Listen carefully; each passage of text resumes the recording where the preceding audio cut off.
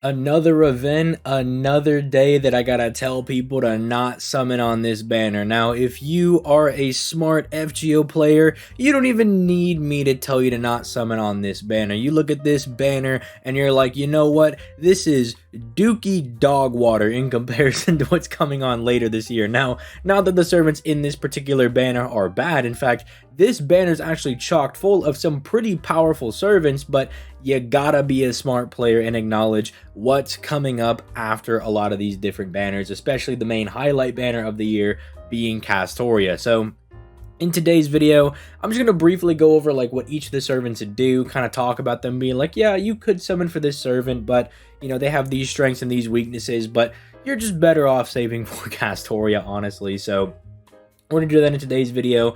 Let's just go ahead and dive right in talking about the main highlight 5-star servants, because really, I mean, I guess we could talk about the 4 stars, but you're probably not summoning for any of these guys in particular. I mean, Siegfried's pretty good now, which I think I never would have heard anybody say, but like, he's not, okay, he's not the greatest, right? Like, let's not misunderstand. He's not like a god or anything, but he's definitely way more playable now than he was when he first came out. They definitely fixed him up a lot.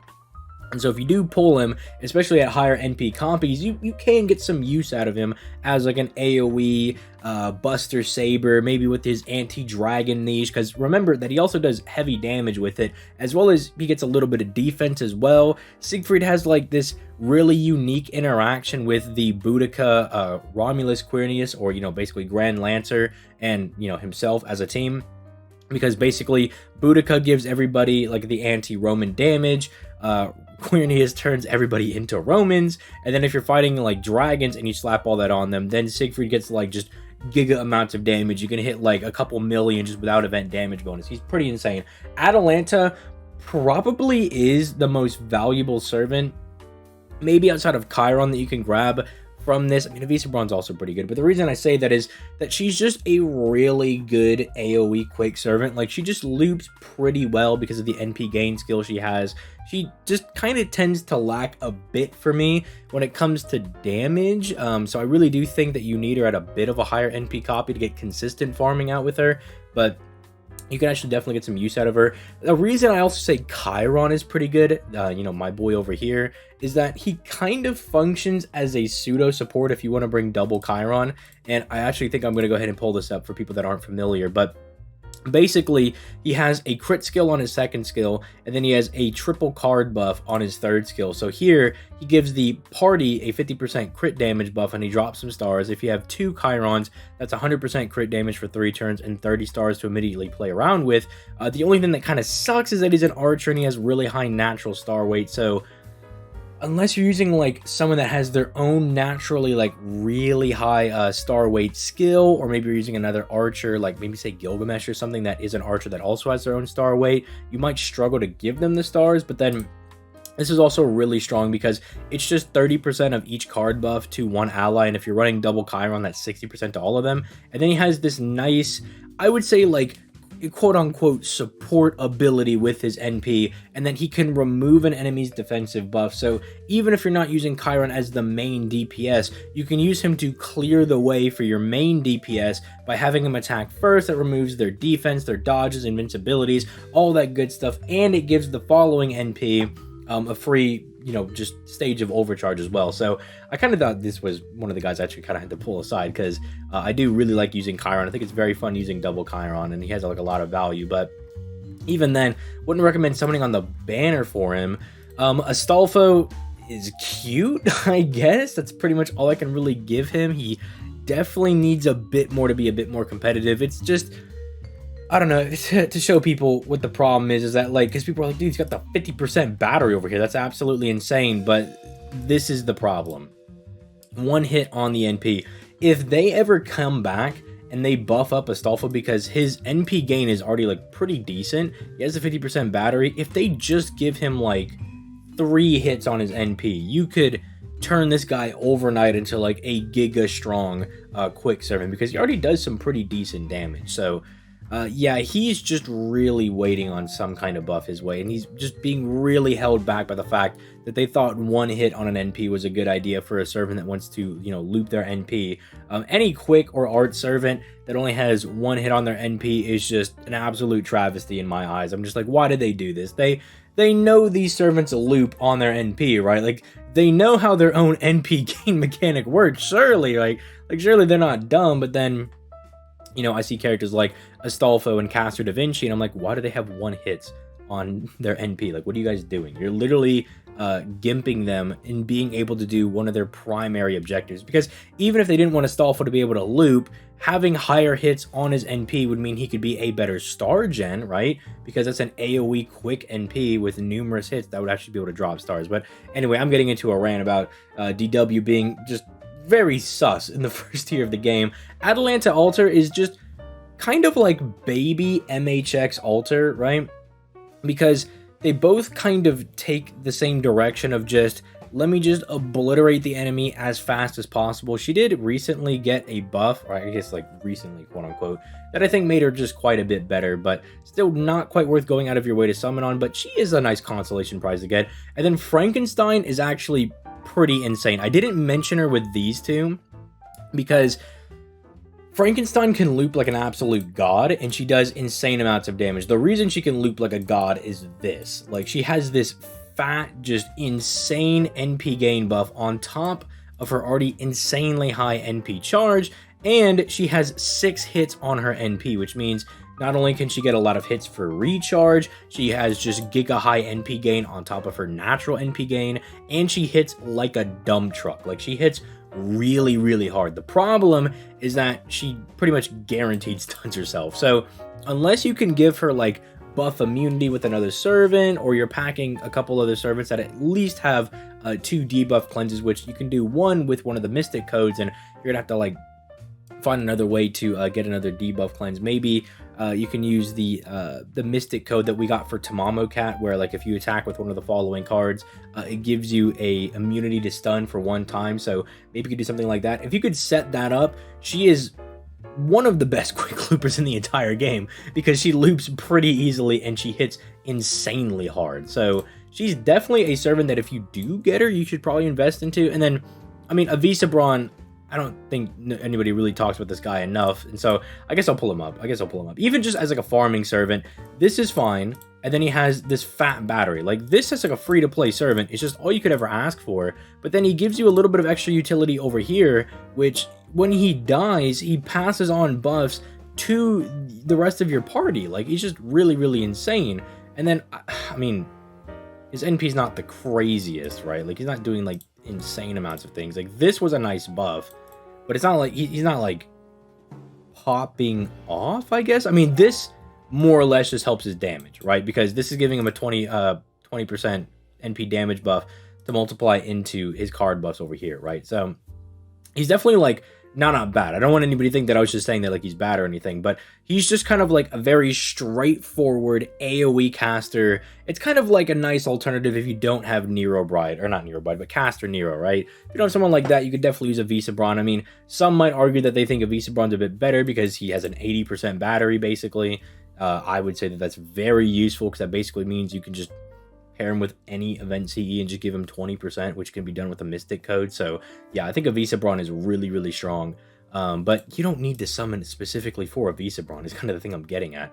And then we look at these servants. The thing that's really unfortunate is that all of these servants are really strong. Like, these are all very strong servants. Keep in mind, Mordred just got her buff, her crit buff, that makes her really strong.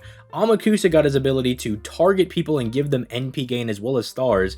And then Vlad got his double gut skill, right? So all 3 of them just became even more powerful. I mean, Mordred's already just very solid as like an AoE Buster Saber, right? Because she's packing a 30% battery, just the mana burst to help clean out the fights. She has an anti-Arthur special damage mod, and then now she can provide stars and then do big Buster crits. Like, she's just very, very strong now. And having that crit skill kind of lets her get some more consistency with her face cards, so it's not just like she's fully reliant on just doing NP damage. Now she can really make those face cards bite with a lot of buster crit damage that she could provide on her own if, say, like Merlin's crit skill is down, or even in the future if you're using her with like Koyanskaya, maybe Koyanskaya's skill is down or something along those lines, she could provide it for herself, right? So Mordred's really good. Achilles, I mean, I have Achilles in the trifecta of Odysseus, Europa, and Achilles. Like, they're just 3 really strong AoE riders for each of their card types. And I mean, Achilles has anything a quick servant would ever ask for. I mean, people don't believe me, but I'm like, people forget he's packing the 30% quick buff, and then he's also got the NP gain over here, which is just absolutely insane, tied in with the battery. The only thing that you can maybe ask for more is that this was like 3 turns or something, because this kind of turns him into like a rider version of Lancelot, but he still pretty much gets the job done. Like, he's still very solid, and 5 hits on the NP as well. So like, he's a very, very solid servant. Not someone that I would say to go summon out of your way for, though, right? Despite him being solid. I mean, Semiramis kind of has a pretty good niche as just an AoE buster assassin with, you know, just a decent battery. She has a good niche in that because AoE assassins, while like they're kind of becoming a bit more common, they're not exactly overflowing everywhere, right? Like, it's still pretty much like you're probably on NA using either Shuten Doji because you pulled her a while ago, or Semiramis, right? Like, those are probably the people you're using, or you're just along for the memes and you're using Phantom, right? Like, those are probably what you're using. We don't really have like an abundance of these like AoE assassins, so she has a little bit of a niche. But like, this is the one time I'd be like, dog, just summon for Okita Altar. Like, just go for Okita Altar or something, because Okita Altar will be on like a banner with like Mao Nobu, and if you really need like this AoE assassin or something like that, you can at least summon on that banner, and Mao Nobu can put up some pretty decent numbers right after she gets her buff when she comes back with Okita Altar. So maybe you could do something like that if you really need it, but I really wouldn't go for it. Amakusa probably has the best case out of everybody here for you to summon on, because like, let me just show you guys, like, just because people won't believe me that this guy is broken. But keep in mind, everything here, look, everything he has is buffed. He's so dumb, right? Look at this dog. He gives him 10 stars and 30% NP gain for 3 turns.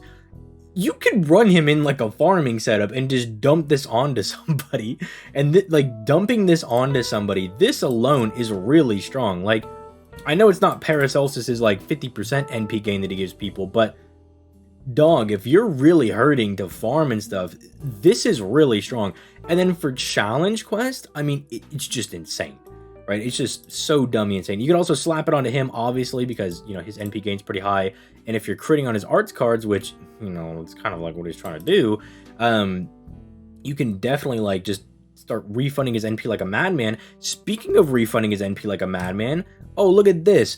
Refunds 20% NP every single turn for 5 turns, dude. That's 100. He literally refunds his entire NP gauge, but it's over 5 turns for longevity. So he's really good and really insane in boss battles. And then, oh my goodness, what is this? Reducing all enemies' buster resistance. I mean, it's only 20%. That's kind of good. Oh, my bad. 5 turns. I'm sorry. I didn't know he was just obliterating the enemy's resistance to buster cards for 5 turns, and we were just going to take him to Pound Town. You know, for being such a holy boy over here, you really do like to take people to Pound Town, mister. You know what I'm saying? Like, this guy is just insane. And then they were just like, and then here's a 30% buster buff as well. Like, sure, whatever. And then, like, yeah, sure, he's got, like, you know, this is really, like, this is really good. This is pretty good for, like, servant boss battles. But it's like, these fall to the wayside, right? Because he's just doing so much other insane stuff. And then this is just the thing that Amakusa is known for. Like, who cares what anything else here does? The fact that he just says, every time I fire my NP, yeah, LOL, I'm just going to yeet all of your buffs off of you. Yeah, sorry, did you need those? Swoosh, throw them in the, you know, trash can like Kobe, dude. Just completely yeets them away. By the way, for people that maybe are not in the know, maybe they're a bit newer, because this procs first, it means he still gets to do damage. Like, he literally has, like, Omni Pierce. Like, he basically, in function, has, like, Pierce Invincibility, Pierce Defense, pierce dodge, all of that stuff, right? Like, he pierces everything because he yeets off the buffs. The only thing he's weak to are bosses that have, like, unremovable buffs, right? But the amount of bosses that have like an unremovable dodge or unremovable invincibility are so few and far between, right? They are like very rare that like DW just blatantly tries to like stop us like that, right? By being like, you can't remove their invincibility or something, right? Those are either fights you're supposed to lose, or you can just slap a CE on Amakusa and he'll still put in work like you could any other servant. So he's like one of the servants I could see you making a case for to like actually go and summon on, because Amakusa just goes hard. Like, he just goes insane. Again, for such a holy boy, I don't know how he goes so hard in the paint. Like, I don't understand why he's so dang good, right? And then it's not like these are like worse or anything, or well, they're definitely worse. I think Amakusa is the best person here in my opinion, but these are still very strong servants. A Stalfo, I mean, you can either get Atalanta Altar or a Stalfo over here as like just a kind of more modern, quick DPS servant, and Astolfo just puts in work. Like, he just basically does everything. He's got like the coup dodge skill. He's got like the quick buff. He can stun. He can just do whatever he wants. So he just does literally everything. He's just very, very good for challenge quests and like more difficult content. Jack, I mean, everybody knows that even though Jack is a bit dated, like she's a little old, her quick cards are still insane. Like, she was looping her NP with just quick crits before Scotty came out. Like, she was just doing it on her own NP gain, on her own quick crits, because for whatever reason, DW is like, we're going to give Jack like the best quick cards in the game, and it's not going to be broken at all. So even if like Jack's skills, even if you think all of her skills suck, which I don't think all of her skills suck, I think having the dodge and the quick mana burst are good. Being able to remove enemy buffs, I think that's good. The heal is like nice, quote unquote. Like, it needs an additional effect really, and then it'll probably be good.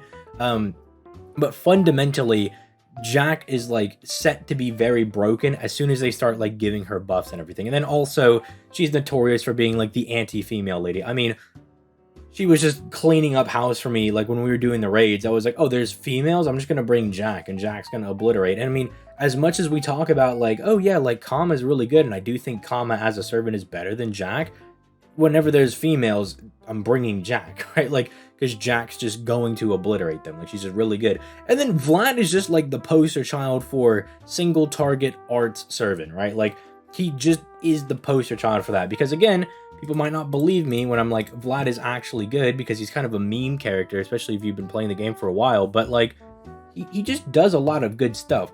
This is very good for challenge quests. This gives him extra sustainability, and this allows him to control the enemy's NP to help keep himself alive, because he's a berserker and he's very fragile. This is just a general good buff. It's just giving him strong attack and defense for 3 turns on a 5-turn cooldown, meaning he's going to be a little more tanky, which he does need, and it's going to give him defense, which is very nice. He also, by the way, before I get to the third skill, this is the new thing that he just got, right? The NP gain and everything, that's good and all, right?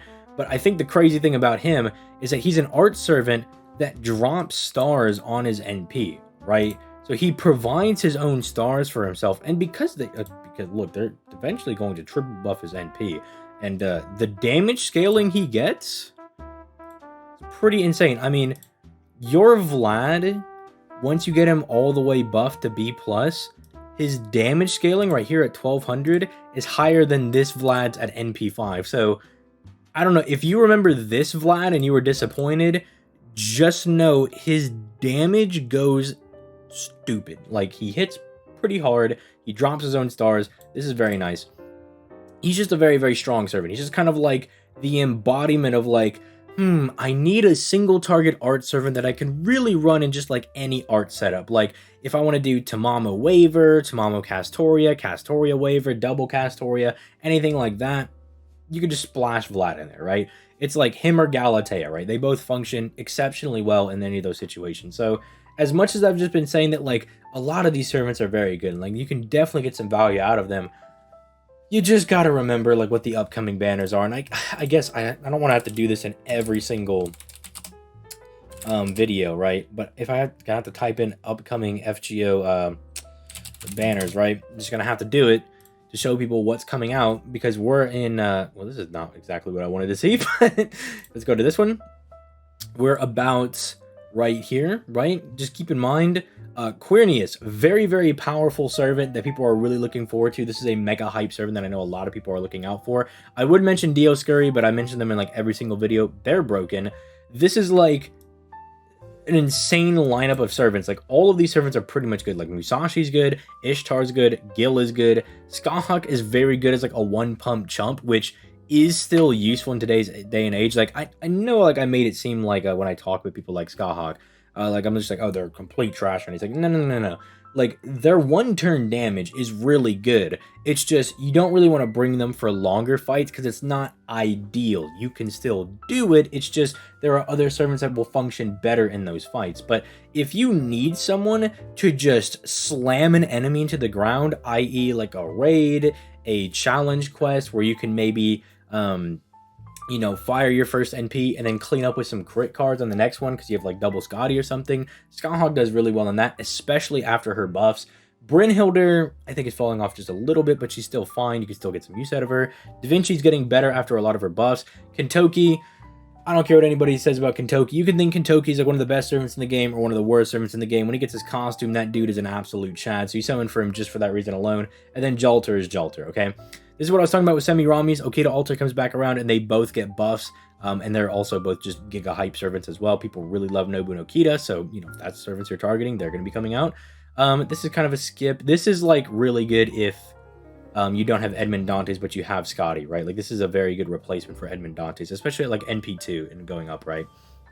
This is really insane because if you're wanting to prep for Castoria, you want to go ahead and get yourself Berserker Musashi or Space Ishtar, but the problem is that Space Ishtar won't be coming back until January next year, and so she'll be like your best option if you don't have Space Ishtar for just like a general farming service. It's also where oh, what's her name? Bunny Artoria comes out. And while Bunny Artoria, I don't think is like the craziest servant ever. I mean, she's extremely popular. So I, you know, definitely see people like that didn't get her the first time will definitely probably be going for her there. Reigns gets her buff here. So then she's basically just a second waiver. So this is actually a good chance to try to go ahead and snag her if you do want her. Sakura faces, even if I tell people to not summon on this banner, people are going to summon on banners like this. Although I think we got this early actually on NA. Although, I don't know, juggling between both NA and JP can get a little confusing sometimes. I think we just got this on JP. Yeah, no. Disregard what I said. We just got this on JP as a rerun for the first time we got it. Like, they added it to the Prism shop. So, yeah, this will be coming out. Just ignore me. Ignore me, okay? Ignore me. I play JP as well, and I get all this stuff confused sometimes. But, yeah, Kama comes out. I don't think I need to tell people that, like, Kama coming out is insanely hype. And then, boom, Castoria, all right? Boom, like, this is like the goal of the year. This is like what everybody wants, right? And she comes out with Ride of Da Vinci as well, by the way. Like, this is insane because you get like the enabler of the arts meta and like the best arts looper in the game, arguably, right? Because she just loops like an absolute madman. So, I don't know. Hopefully I was able to save some people. Hopefully I was able to be like, no, don't summon for Jack. Summon for literally any of these other hype servants. Please take my hand. And then you slap my hand out of your face. You know, you go over, you're like, I'm going to summon on Jack. And then you just get a min multi, and now you're crying. And I'm like, come on, bro. I try to tell you, don't do it. I try to tell you to be smart. You got to be smarter than the gacha. And just because you see one person in the comment being like, well, actually, ZTO, I did a single summon, and I was able to get 2 Amakusas in one single. How does that make you feel? I'll be like, well, that's great and everything. You got really lucky, but it was still very dumb of you to do that. Because now if you don't get Castoria, you're going to want every single quartz you possibly could have had, right? But that's just me. I'm trying to save you guys. I'm trying to, you know, help people out and be like, be smart with your quartz, right? Be smarter than the game. But with all that being said, I guess I'll go ahead and get out of here after I tell you guys to like and subscribe if you enjoyed the video. We are on that daily FGO content grind and trying to reach 100K, so if you could leave a like and subscribe on the video, that would help me out a lot. I stream every weekday over on my Twitch if you'd like to go peep that in the description down below. Affiliated with Loot Cakes and LD Emulator, both are linked in the description down below as well. Those are free ways to support the channel and play FGO on your computer with LD Emulator and get some points back for any time you spend on the gacha if you join my Loot Cakes Alliance.